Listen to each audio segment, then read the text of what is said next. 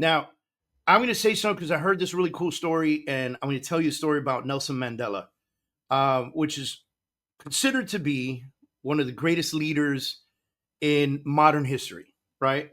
And so Mandela's father was a tribal leader. And so one time Mandela was asked, no, or Nelson Mandela was asked, how do you get people in a room to follow you, to lead you? How did you expand that to a bigger place and everything else? And he said when he was growing up, he would watch his father, who was a tribal leader, hold meetings and lead his people. Welcome to the David Adam Kurz Show.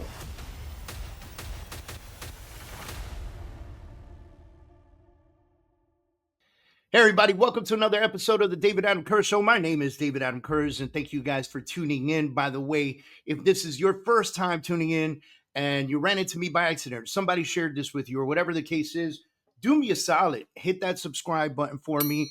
If you're listening on the podcast, subscribe to our podcast. If you're watching this on YouTube or listening to it on YouTube, please go ahead and hit that subscribe button, and that'll alert you when we're doing trainings, when we're doing podcasts, when we're doing things that matter. And we do a lot of sales training, marketing training, etc. And so today I want to talk about something that's a crazy thing. So I had a meeting today with some really high-level individuals, and we're all on a Zoom together. And when you put a lot of high-level individuals together on a Zoom, everybody wants to talk because everybody in the room on the Zoom is used to being in charge, right? They're used to actually having complete control of the conversations that they typically have on a regular basis because they're a group of alphas. They're a group of leaders, right? And so today I want to talk about the challenge of communication in a room full of alphas, or as my daughters would put it, sigmas, because apparently today sigmas are higher than an alpha. My daughters, I always say I'm the alpha dog, and my daughters are like, well, there's a sigma. And so I guess I'm the sigma dog in my house, right? And so I always like to joke with them and tell them I'm the alpha dog, your mom's the sigma, right? So those of you that are married men out there, you completely understand what I'm saying. Why is this important to business leadership and sales? You know, I think that if you do not understand how to communicate with other alphas, then you're in trouble. And if you consider yourself to be an alpha, or you're not an alpha yet, and you're working on becoming one, and you're in a room of alphas, it's very important to know how to communicate and when to not communicate. And that's something we're going to really cover today. And also, by the way, if you get this down, it's going to help your sales. I mean, you could possibly double the amount of sales that you're doing simply by following some tactics that we're going to talk about today, and and really play out. So I gave you my recent experience right now from the meeting today, and believe it or not, I had the meeting today. And then what I did was I quickly after the meeting, I started to laugh to myself because of how the meeting went with all these Sigma dogs in there. And then I wrote this diagram or, curriculum of this podcast because I was like, dude, we got to talk about this, right? And so I'm going to give you a key statement right now. So I want you to remember this. The smartest person in the room listens. I'll say it again for you guys. The smartest person in the room listens, right? Now, what is an alpha personality or sigma personality? These folks are natural born leaders. They're massively decisive. They're dominant. They're competitive, very high energy. Oftentimes in real estate, sales, business leadership roles, that's where you're going to find some alphas, right? Or sigmas. Listen, my daughters listen to this. They're going to be like, well, alpha's not the top dog. So I got to say sigma sometimes, right?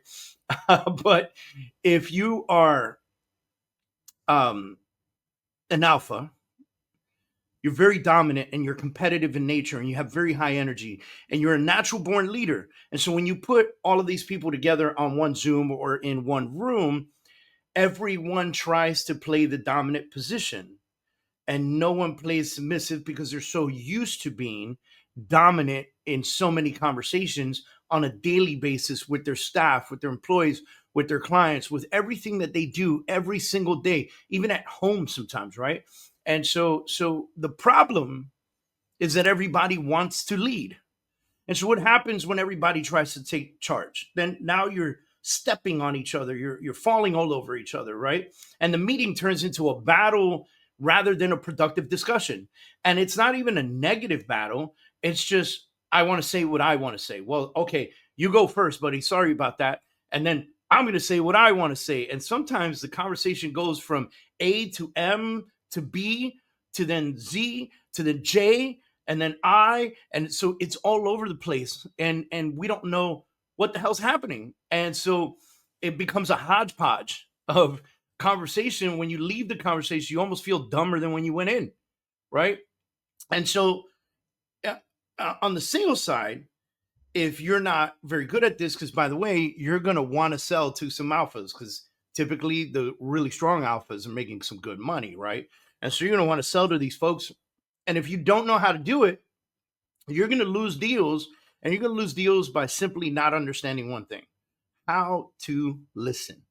Now, I'm going to say something because I heard this really cool story, and I'm going to tell you a story about Nelson Mandela, which is considered to be one of the greatest leaders in modern history, right?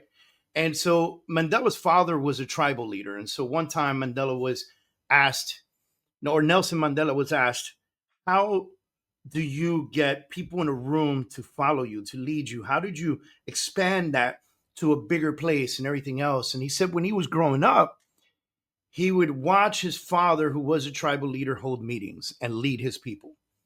And one of the things that he noticed was that his father, first of all, they always sat in a circle. So unlike many boardrooms where the leader sits at the end of the table, there was a sentiment of equality, even though everyone knew who the tribal chief was. And the tribal chief would do something. He would, and this is Nelson Mandela's father, he would bring up a topic and then he would just stay quiet. And because he would stay quiet, it would force the other people in the circle or at the table to begin to communicate. And when they began to communicate and they all spoke and they all gave their opinions, it was him allowing everyone else to talk so that he can gather perspective. And so as he would gather perspective and understand the entire room, at which point he would finish the conversation by making a decision on that particular topic. And that decision always fell well on everyone because what he did was very smart. He let the room create the decision in their discussion, and he only listened to them discussing the problem and then finding solutions and then him solidifying what solution they were going to choose and go with. And because everybody in the room had already discussed it so much at a high level, everybody was on board, right? Makes sense, doesn't it? However, so many of us want to sit at the end of that table, flex our muscles like I'm at the end of the table, and talk 80% of the time. And basically what you're doing is you're talking at people. You're not contributing, you're talking at people and you're telling them what you want without understanding what the room wants. And that is how you lose clients, it's how you lose employees, it's how you lose your leadership team, it's how you lose a following. Like, you're not going to get the consensus of your company, of your team, or your surrounding, or your clients if you don't understand and really learn how to listen before you speak. You know, the gathering of that consensus allows for better decision making. When you understand what's going on in the room, if you're sitting with a husband, wife, and you're discussing potentially the sale of their home, and you're a real estate agent, and you're just blah, blah, blah, talking about all the cool stuff you do, you don't even know if the cool stuff you do resonates with this family. But if you just stay quiet the majority of the time, then what happens is that the family is going to tell you what they need and why they're selling the house and what's important to them and what matters and who they hire. And then you're capable of only speaking to them about the true solution to the problem that they just gave you, because they gave it to you and they told you what you needed to do to win. And when they tell you what you needed to do to win, you tell them exactly what they need to hear. You don't have to give them the whole shebang show, and unless they ask or want to know. You don't have to give them the whole show. You just need to tell them exactly what you're going to do for them. And then when you do that and they hire you, you do what you say you were going to do. And that is what's going to make you have happy clients that give you a ton of referrals all the time and that consider you family because of what you did for them. People, when you do this, people feel heard. And that, by the way, is probably the most important thing, is how do people feel at the table? How are you making clients or your leadership team or your employees or your staff or your team, how are you making them feel? And if you can make them feel heard, then they're most likely to follow your decision. It's all about how you made them feel. And this creates a certain unity rather than a division. And the worst division that you could have is that they speak to each other and only feel heard within their circle, and they have a division from you, the leadership. That's a horrible place to be. So how are we applying this to business and real estate? Well, first of all, let's talk about meetings and team leadership and things of that.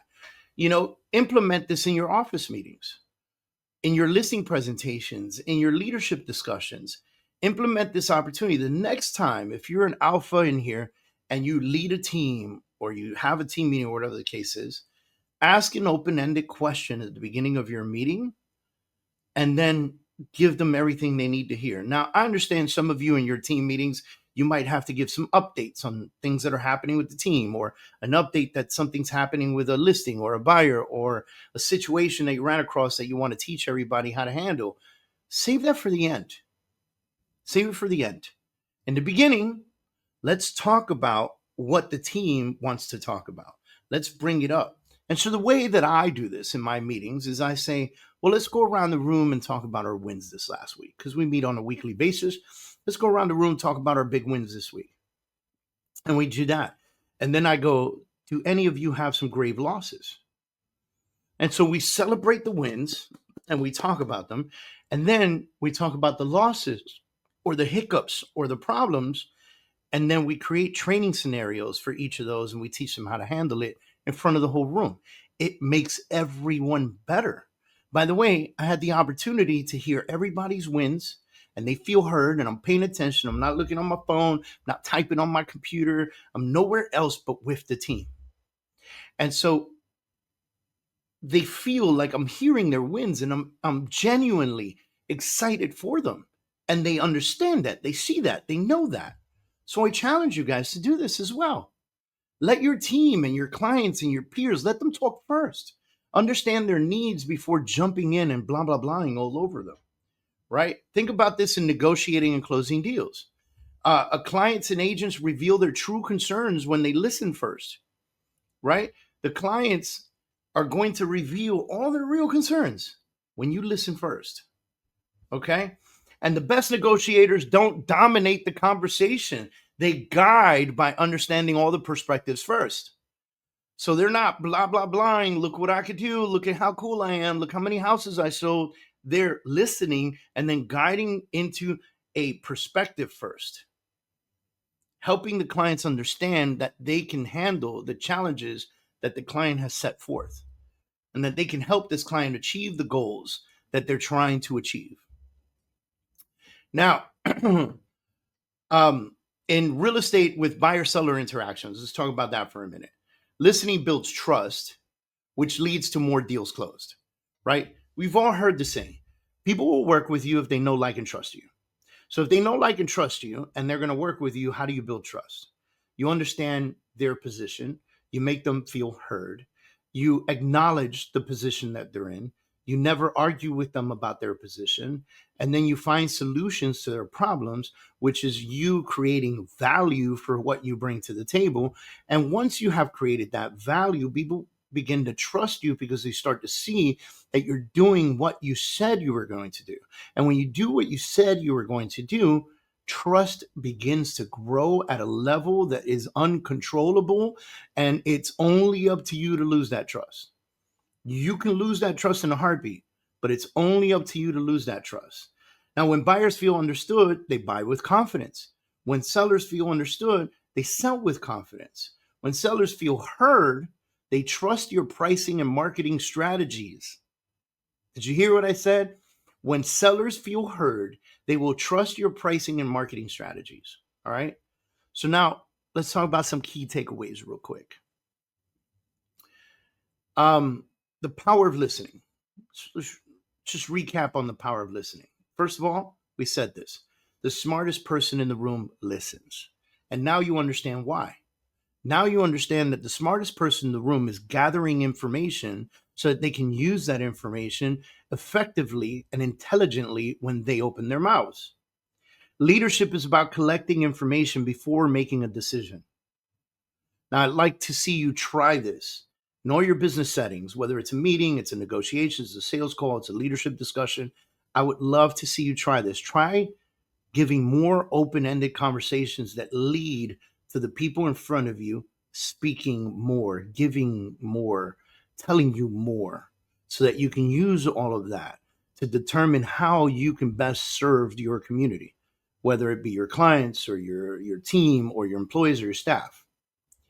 Now, there's a challenge here, okay? In your next meeting or listing appointment or negotiation, let everyone speak first. That's my challenge to you. I want you to take notes in the process, because when you take notes, you look at people and you go, hey, listen, when I'm writing stuff, I just want you to know that I'm writing down some notes as you're talking to me. And people go, oh, okay. And now they feel like a professor and you're in school and you're taking notes. And people love that. Listen actively. Don't get ADD. Put your phone in your bag. Okay. If you're a man, carry a briefcase, put your phone in there. It's irrelevant. If you're a woman, put your phone in your purse, not in that easy pocket, in the purse. Okay. Because you don't need it during this time. Take notes, listen actively, and see if you can identify the common ground before speaking. Okay. Measure the impact that this has on your ability to close deals and lead effectively. Now, you had your way. Now try this way. And if you're doing it, try to adapt it and figure it out and make it a little better. And then compare. I went on my last 10 appointments and this is how many deals I got. And now these next 10 appointments is how many deals I got. And I promise you that you're going to have a significant increase in business by following this practice and following and understanding this method. Now, here's my final words, if you will. If you found value in this, please share it with somebody. Share it on your social media. Share it everywhere. Grab the YouTube link and share this everywhere if you find value in this conversation, because you never know who's going to see this at the exact time they need to see this. You never know who's going to listen to this podcast on their way to a listing appointment and go, I'm going to try this today. You never know whose life you can change by simply sharing solid information. So if you found it solid, share the information so that someone else can hear it. Subscribe for more of these leadership and business insights. For those of you that don't know me, I've been selling real estate in South Florida for the last 20 years. I run a team here in Miami, Florida.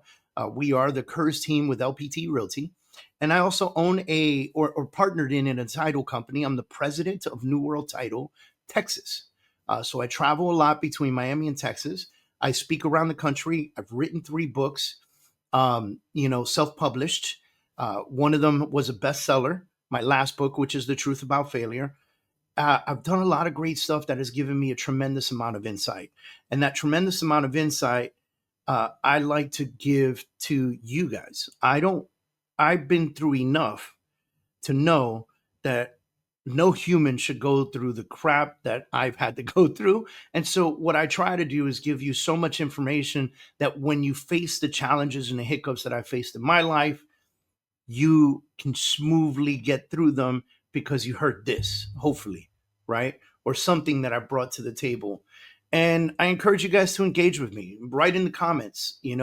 I always come back to my YouTube comments and answer, comments and things of that nature. So write in the comments, share your thoughts, share your leadership thoughts, share your next appointment results, all this stuff. Share it with us so that we know. And I'd love to know how we've impacted your business. Our coaching company is known as the Freedom Organization. It's a coaching and consulting firm. And our mission statement is to change the lives and businesses in a positive manner for over 1 million people. And sometimes you just don't know whose life you're changing. Okay. And so I hope that you heard, you loved, you listened.